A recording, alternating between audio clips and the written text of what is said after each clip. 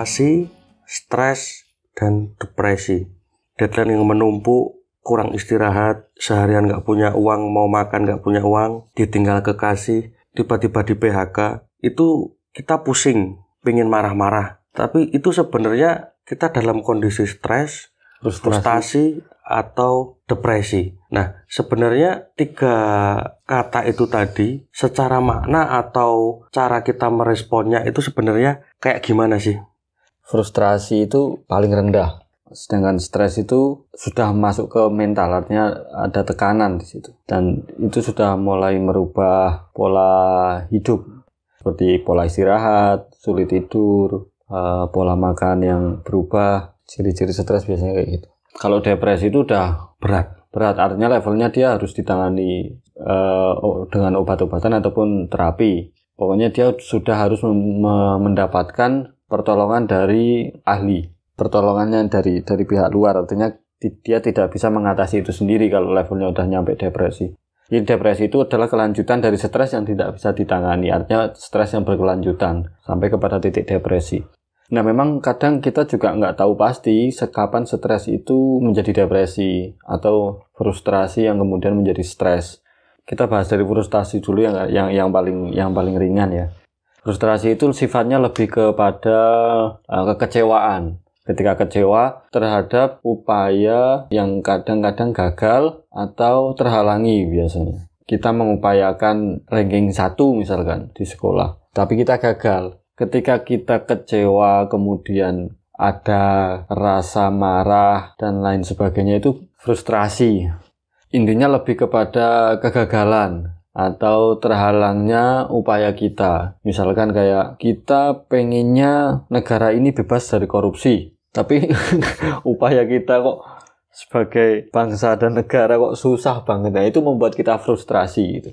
Levelnya nggak sampai ke stres. Nah, kalau stres itu biasanya penyebabnya itu tekanan baik dari luar maupun dari dalam diri sendiri maksudnya. Tekanan yang terlalu kita paksakan. Kita menganggap suatu hal itu sebuah tekanan. Misalkan kayak kamu harus nikah secepatnya, misalkan tuntutannya. Atau kamu menuntut diri kamu sendiri, pokoknya aku harus nikah ini, aku harus sudah nikah. Nah, tuntutan-tuntutan kayak gitu tuh biasanya menciptakan stres. Tekanan-tekanan itu yang menciptakan stres. Nah, stres juga bisa muncul ketika tidak ada tekanan. Artinya ada kehampaan. Kita hidup kayak hampa gitu loh. Karena nggak ada tuntutan, nggak ada tekanan. Makanya kadang banyak pengusaha yang bilang, kamu tuh harus punya kredit. Biar usahamu itu kenceng gitu. Karena kamu punya tuntutan kan gitu. Tapi ketika kreditnya atau angsurannya udah terlalu besar, itu akan menjadikan stres kan gitu. Tapi ketika tidak ada tuntutan sama sekali, kadang juga bikin stres. Karena itu menciptakan sebuah kehampaan, kehilangan motivasi dan lain sebagainya. Terlalu enjoy. Ditambah nggak kreatif. Padahal banyak kegiatan manusia itu yang menuntut untuk selalu menciptakan hal baru. Ketika tidak bisa menciptakan hal baru, karena terlalu hampa, terlalu nyaman, nggak ada tuntutan, nggak ada tekanan, itu juga akhirnya menjadikan stres kan gitu. Nah, stres itu ciri-cirinya biasanya, kalau aku sih, biasanya ketika aku melihat atau menonton atau menikmati hiburan yang biasanya menghibur, dan itu tidak terasa menghibur, berarti kayaknya saya kena stres nih. Misalkan saya biasanya misalkan nonton acara komedi yang menghibur. Di hari-hari yang saya tidak stres, itu menghibur sekali. Artinya saya bisa tertawa, saya bisa melupakan masalah-masalah dan lain sebagainya. Tapi dalam keadaan stres, saya biasanya nggak bisa menikmati itu. Ya nggak tertawa, meskipun acaranya komedi biasanya lucu, aku nggak ketawa gitu. Itu juga menurutku ciri-ciri orang stres tuh. Hiburan yang tidak lagi menghibur itu bentuk stres sebenarnya menurutku. Nah, akhirnya kalau orang sudah tidak terhibur dengan hiburan yang biasa dia merasa terhibur, dia akan mencari hiburan karena stres. Apa sih yang bisa menghibur aku ya? Kok aku kehilangan hiburan ya? Itu juga sebenarnya dia lagi dalam tahap stres gitu. Nah, yang harus ditangani dalam kondisi stres adalah kurangi tuntutan, kurangi tekanan. Atau kalau tidak ada tekanan, cari tekanan. Cari tuntutan, cari motivasi artinya. Biar lebih berwarna, biar lebih termotivasi. Kalau terlalu berwarna dikurangi. Kan gitu. Sebatas yang kita bisa atasi gitu. Kalau sudah memang kita tidak bisa atasi dan pilihannya kita harus menghadapi tekanan itu, lebih baik lepaskan tuntutan itu. Karena nanti setelah stres jadinya depresi, kalau sudah depresi itu udah harus dapat pertolongan, karena nanti efek dari depresi ini banyak, disorder ini biasanya juga berawal dari depresi yang dibiarkan begitu saja. Kalau depresi kira-kira nih, aku masih di fase stres, aku masih di fase frustasi, aku udah masuk fase depresi nih. Nah, kira-kira fase depresi itu kira-kira kita bisa, aku harus cari medis nih, aku harus cari psikolog nih.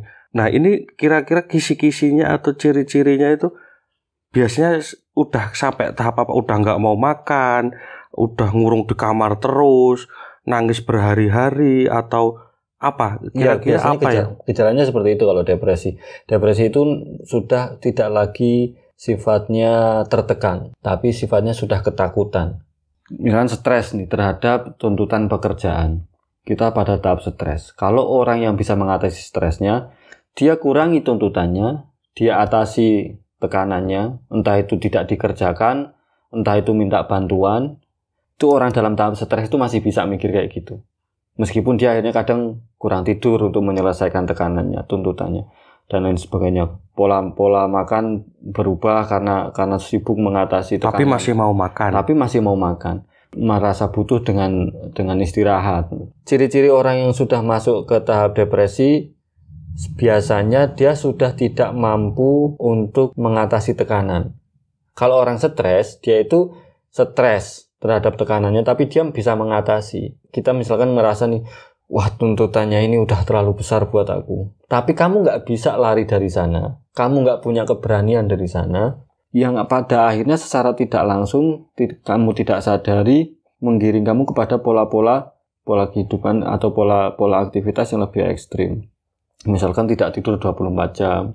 Kamu sudah mengonsumsi obat penenang. Sudah mulai panik, cemas, tanpa alasan yang jelas. Itu berarti kamu sudah masuk level depresi.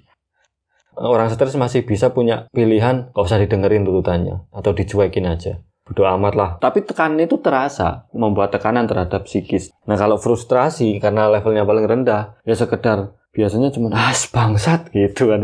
Orang-orang frustasi lebih mengekspresikan ringan gitu. Marah ya, persetan lah, fuck lah, dan lain sebagainya.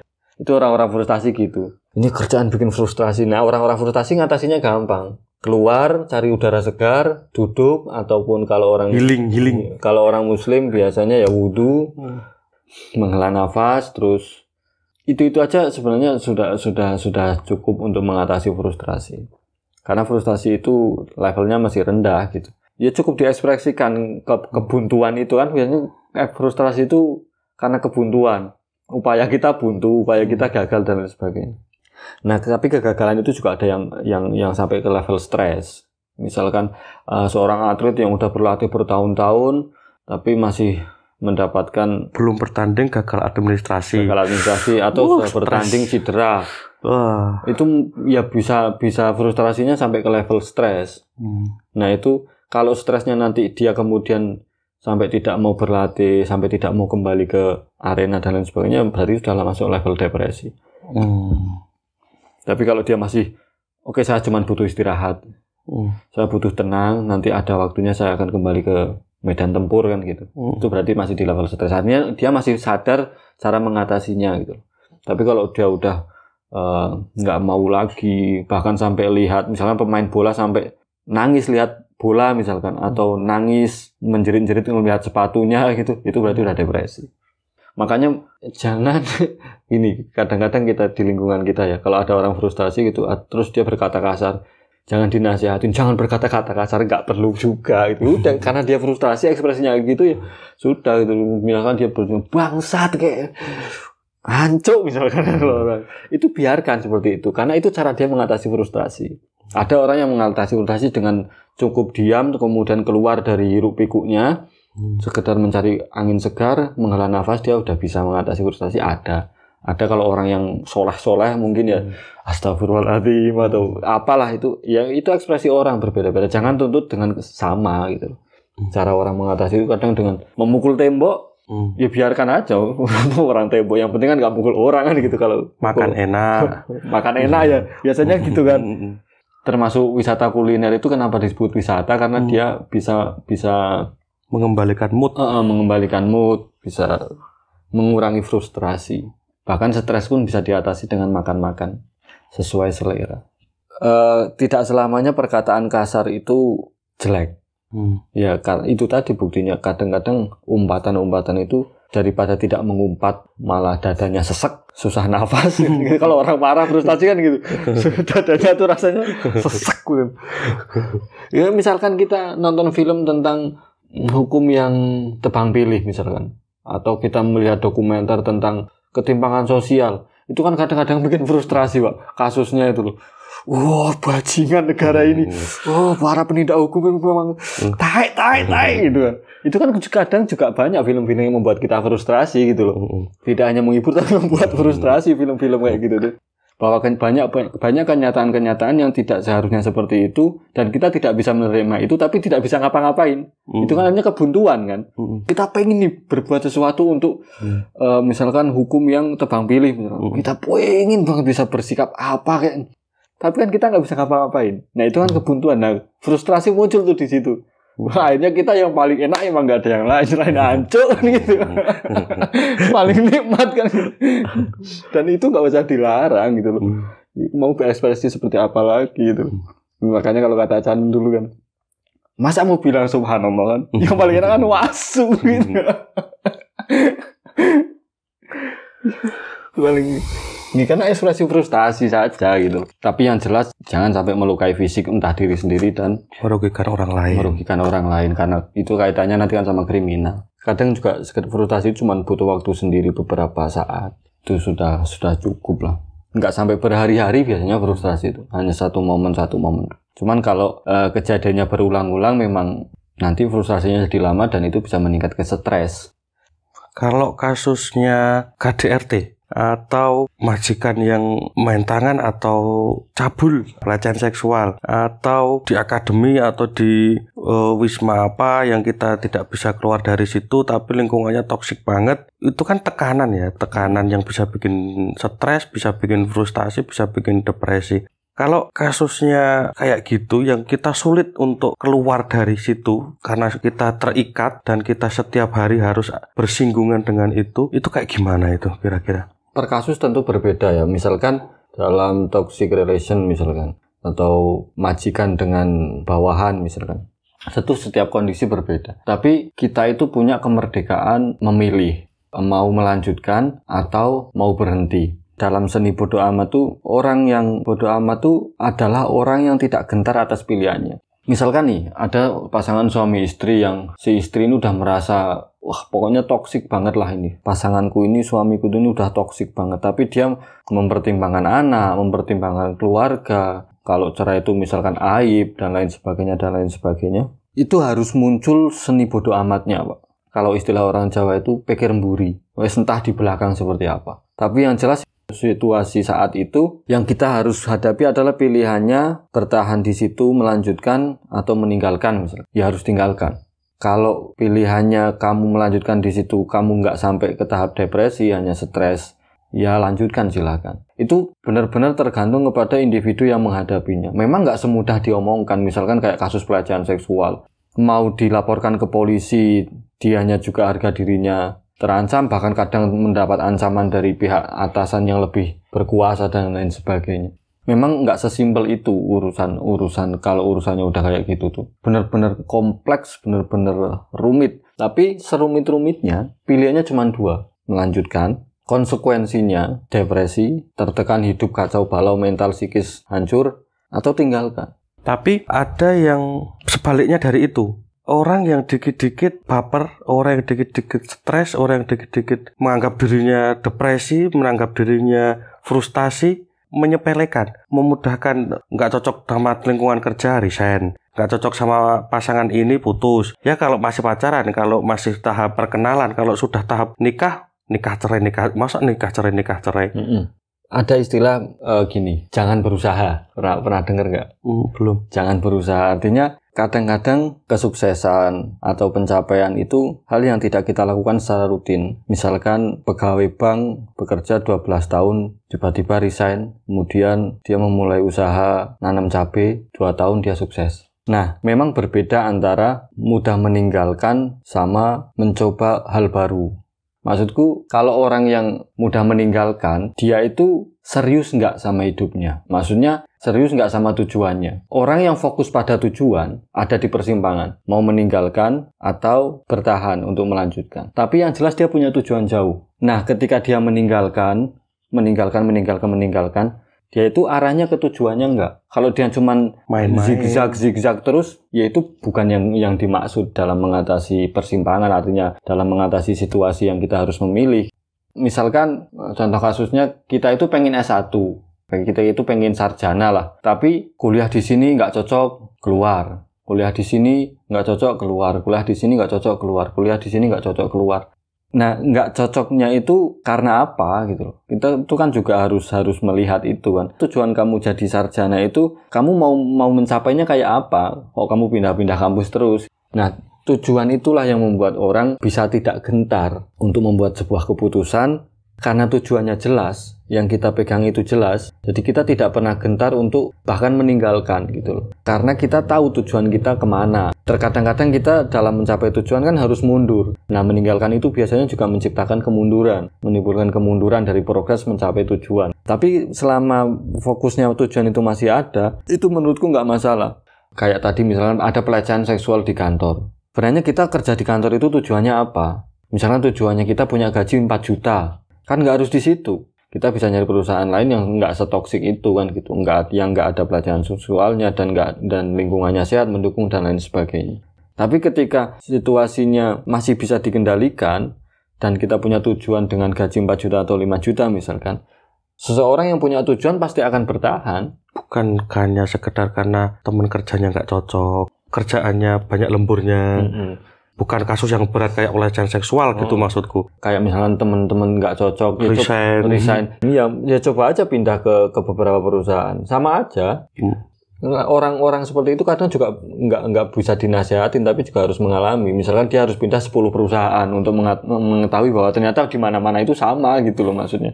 Nggak ada jauh beda. Kalau masalahnya itu loh, maksudnya kayak masalah nggak cocok sama teman partner, sama atasan dan lain sebagainya. Tapi kemudian ketika dia nggak cocok sama partner, sama atasan, kemudian dia pindah, kok sama teman kerjanya cocok, sama atasannya cocok, berarti ya memang benar-benar dia nggak cocok sama perusahaan sebelumnya. Kadang-kadang memang harus mencoba itu.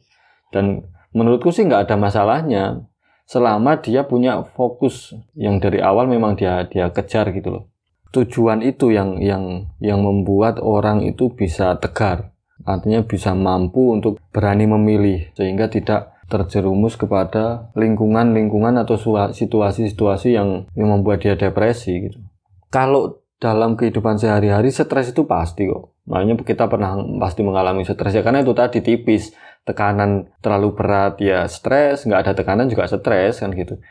Jadi selama levelnya masih di stres sih saya kira lanjutin lah, go on, fight lah maksudku. Tapi kalau sudah levelnya sampai ke depresi, maksudku ya lebih baik cari jalan lain untuk mencapai tujuan kita. Karena juga banyak orang punya pertimbangan gini, kalau saya tinggalin, saya nemu lagi nggak ya yang kayak gini, ntar jangan-jangan dapatnya malah yang lebih buruk kan gitu, dan lain sebagainya. Dan ada ketakutan tersendiri orang untuk meninggalkan gitu loh. Itu pun juga bukan pilihan yang mudah. Makanya yang memang menjadi tujuan kita, menjadi fokus kita itu penting, karena itu yang menjaga ritme kita. Orang muter-muter, orang tersesat itu nggak masalah. Yang susah itu orang nggak punya tujuan. Orang yang nggak jalan. Orang yang nggak jalan itu lebih dari stres. Biasanya ya itu yang aku maksud tadi, tidak ada tekanan. Ketika orang tidak melakukan apa-apa, artinya kamu punya tujuan misalkan, tapi kamu tidak melangkah, itu akan menciptakan stres. Misalkan aku pengen kaya, setiap hari bangun tidur, mau tidur, aku tuh pengen kaya. Tapi setiap bangun tidur kita hanya rebahan, nonton sosial media dan lain sebagainya yang tidak ada kaitannya sama menuju ke kekayaan gitu. Itu juga akan bikin stres. Tiba-tiba nanti bosen, kehilangan arah, nggak tahu harus ngapain. Itu stres di situ. Makanya aku bilang tidak ada tekanan itu stres ya gitu. Ketika orang tidak melakukan apa-apa itu biasanya nggak ada tekanan. Ya akhirnya bingung sendiri, frustrasi sendiri yang kemudian berdampak kepada stres. Ya makanya itu tadi, orang tersesat itu nggak masalah. Tapi yang lebih bahaya itu orang yang tidak punya tujuan. Kita tersesat ke Jakarta atau ke Surabaya, padahal kita di Jogja misalkan. Kita di Jogja mau ke Semarang kok ke Jakarta malah tersesat. Itu nggak ada masalah. Selama kita masih ingat bahwa tujuan kita itu Semarang gitu. Artinya kita bisa dari Jakarta ke Semarang tetap nyampe meskipun muter-muter kan gitu. Karena orang tersesat itu solusinya gampang. Nanya atau nyari petunjuk. Tapi orang yang nggak punya tujuan itu akan stuck.